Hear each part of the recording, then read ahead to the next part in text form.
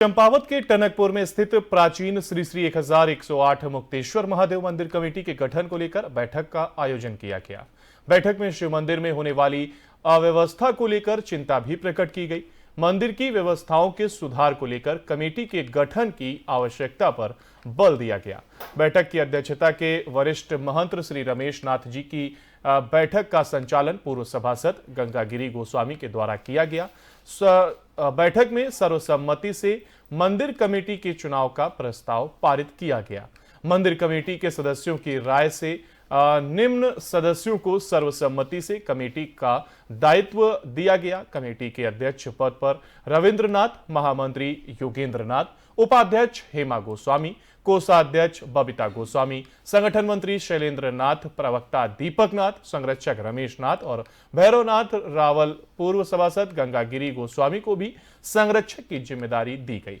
प्रस्ताव सर्वसम्मति से पारित किया गया है। मुक्तेश्वर महादेव मंदिर कमेटी के गठन का यह कार्यक्रम किया गया, जिसको लेकर के बैठक की गई है और चंपावत में यह बैठक का आयोजन किया गया है, जहां पर कमेटी के गठन को लेकर के फोकस किया गया और जो अव्यवस्थाएं हैं उनको दुरुस्त करने के लिए ये तैयारी की गई है। और मुक्तेश्वर महादेव मंदिर कमेटी का अब गठन होगा। अव्यवस्था है जो वहां पर उनको लेकर चिंता प्रकट की गई थी और यही वजह थी कि अब कमेटी का गठन वहां पर किया जा रहा है और कमेटी के गठन पर बल दिया गया है। सबसे पहले ये है कि ये मंदिर पुरातन रूप से नाथ संप्रदाय के देखरेख में रहा है। ये इस मंदिर की महंतई नाथों के पास रही है, वही लोग इस मंदिर के महंत हैं। आज इस मंदिर की व्यवस्थाओं के सफल संचालन के लिए कमेटी का गठन किया गया है, जिसमें रविंद्रनाथ जी को इस कमेटी का अध्यक्ष बनाया गया है। और कमेटी की जो चिंताएं हैं वो इस मंदिर की जो अपवित्रता हो रही है मंदिर के अंदर, इस मंदिर की गरिमा को बहाल करना है। क्योंकि जो भक्त आ रहे हैं, मंदिर का पूरा लाभ आशीर्वाद भक्तों को नहीं मिल पा रहा है, क्योंकि यहाँ व्यवस्थाएं दुरुस्त नहीं हैं, व्यवस्थाएं क्षीण हो रही हैं। कई अशुद्धियाँ, कई अपवित्रता इस मंदिर के अंदर हैं।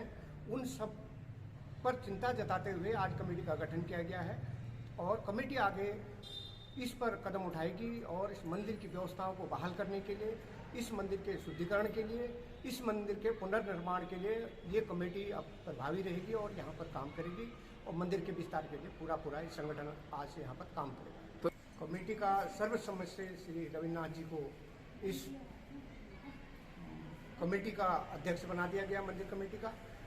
सबसे पहले ये है कि ये उत्तराखंड बीजेपी ने जोशीमठ की आपदा में भी कांग्रेस पर राजनीति करने का आरोप लगाया है। बीजेपी के प्रदेश मीडिया प्रभारी मनवीर सिंह चौहान ने कहा कि जोशीमठ आपदा को लेकर प्रदेश सरकार काफी संवेदनशील है। लोगों के विस्थापन और पुनर्वास को लेकर सरकार लगातार सकारात्मक पहल कर रही है। जोशीमठ के पुनर्निर्माण को लेकर हर स्तर से ठोस प्रयास किए जा रहे हैं। तो वहीं उन्होंने कांग्रेस पर आपदा के दौरान राजनीति करने का भी आरोप लगाया। उन्होंने कहा कि जहां एक और सरकार अच्छा काम कर रही है, तो वहीं कांग्रेस आपदा जैसे वक्त में भी राजनीति से बाज नहीं आ रही है और कांग्रेस पर यह राजनीति करने का आरोप लगाया गया है। देहरादून से यह खबर बीजेपी के मीडिया प्रभारी ने आरोप लगाया है और कांग्रेस पर राजनीति करने का आरोप लगाया। साथ ही उन्होंने कहा कि सरकार अच्छा काम कर रही है। मनवीर सिंह हैं जो कि मीडिया प्रभारी हैं, उन्होंने कांग्रेस पर आरोप लगाते हुए कहा कि कांग्रेस केवल आरोप लगाने का काम कर रही है, वहीं सरकार राहत पहुंचाने का काम कर रही है। लोगों को राहत दी जा रही है। शिविर जो कैंप बनाया गया है वहां पर लोगों को शिफ्ट किया जा रहा है और जो भी जरूरी कदम है वहां पर जोशीमठ को लेकर के, इसको लेकर सरकार कड़े कदम उठा रही है और साथ ही साथ राहत देने का काम भी वहां के लोगों के साथ किया जा रहा है। काम जो कह रहे हैं वो सिर्फ कांग्रेस ही कर सकती है। भारतीय जनता पार्टी के लिए कभी भी कोई आपदा जहां पर आई हो वहां भेदभाव करने का कोई प्रश्न नहीं होता है। और क्योंकि भारतीय जनता पार्टी जन सेवा में विश्वास करती है और कांग्रेस सिर्फ आपदा में भी राजनीतिक रोटी सेकने का ही काम हमेशा करती रही है।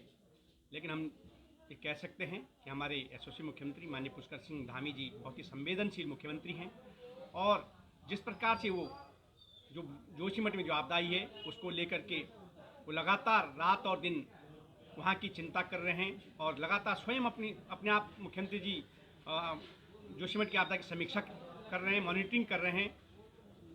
और उन्होंने माननीय मुख्यमंत्री ने स्पष्ट किया है कि जोशीमठ के बारे में जो भी निर्णय लिया जाएगा, जो आगे का जो प्लान, जोशीमठ को एक भव्य नया जोशीमठ जो बनाने की जो बात की जा रही है, उसके लिए और आपदा राहत जो भी वहाँ दी जाएगी, वो वहाँ के जन भावनाओं के अनुरूप, वहाँ के जो आपदा प्रभावित लोग हैं उनकी सहमति के आधार पर ही सब कुछ वहाँ किया जाएगा।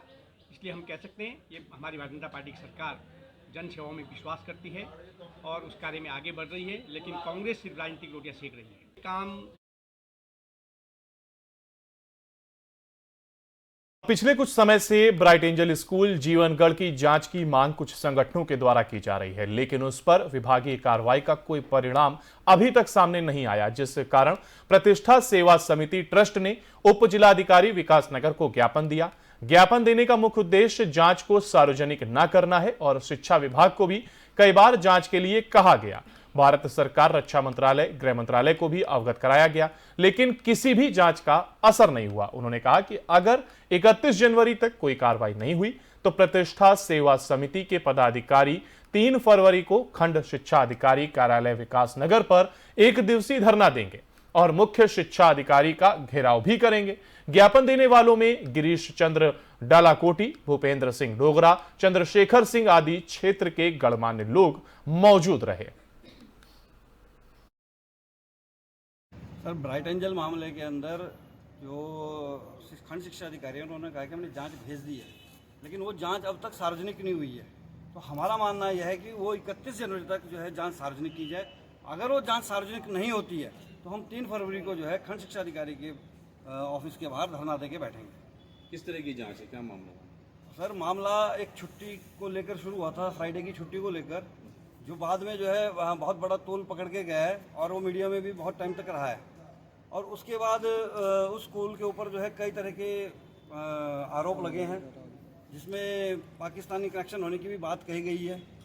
तो वो सारी जांचें जो है वो उपलब्ध करवाई जाएँ। दूसरा, वहाँ पे भ्रष्टाचार का बहुत बड़ा मामला भी है।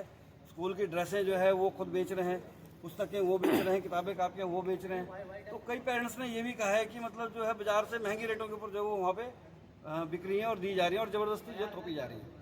जैसा भी सुनने में भी आया था कि क्या कहते हैं, मध्य सत्र में इन लोगों ने जो है ड्रेस चेंज कर दी थी स्कूल की। स्कूल के अभिभावक परेशान है, आर्थिक बोझ भी उन पर डाला जा रहा है और जो कुछ दुकानें भी इनके द्वारा बताई गई थी, जैसे 1-2 दुकानें चिन्हित कर दी गई थी कि ड्रेस यहीं से खरीदी जाएगी। Sir, bright